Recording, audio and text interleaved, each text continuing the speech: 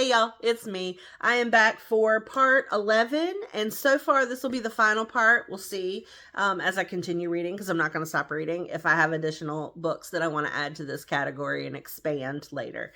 But this one is going to be one for all of my fantasy girlies are going to understand this one, and most people on these platforms have heard of these books. So I don't feel like I have to do a whole lot of explanation. But that's the ACOTAR series. So this is A Quarter Mist and Fury, which is my favorite book so far in the series. I think a lot of people share that sentiment. This one, Wings and Ruin, is also one that a lot of people love. And then Silver Flames, if you're a super Nesta girly, you will enjoy that book for sure. And I enjoyed it, don't get me wrong. It was long, but I enjoyed it. But this one will always be my favorite. And I think some of that is probably because the first book was not great. And I think that's what everybody shares that sentiment. It's not great.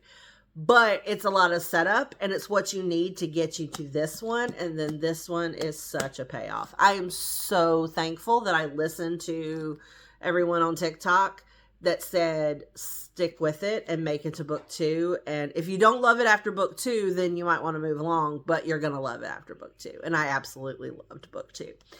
This is one that really entered me into my romantasy era, if you will, because I had not done a lot of fantasy reading since Twilight, I think was the last series that I read that had any fantasy element. So this one really got me into that sort of genre. And I'm so thankful because it just opens up a whole other world. And especially with real world life stuff not being great in the US at this point, it's really nice to have an escape outside of the world. And that's what fantasy gives me, is a way to get completely out of the real world and move into a world where I don't have to deal with all of that. So that's one of the reasons these are near and dear to my heart. And just being part of a community that loves a series is amazing. So that, it's that way with Harry Potter. It's that way with Twilight. So when you find a series that you love and other people love too, it gives you something to talk about. I've talked to a couple of people out about in the world.